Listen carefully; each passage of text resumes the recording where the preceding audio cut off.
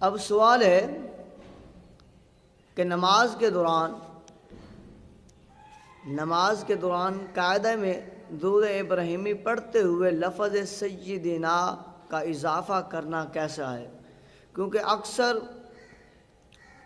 یہ جو ہے وہ درود شریف پڑھتے ہیں جب کوئی نعت خوانی کرتا ہے یا کوئی واعظ کرنے والا واعظ کرنے لگتا ہے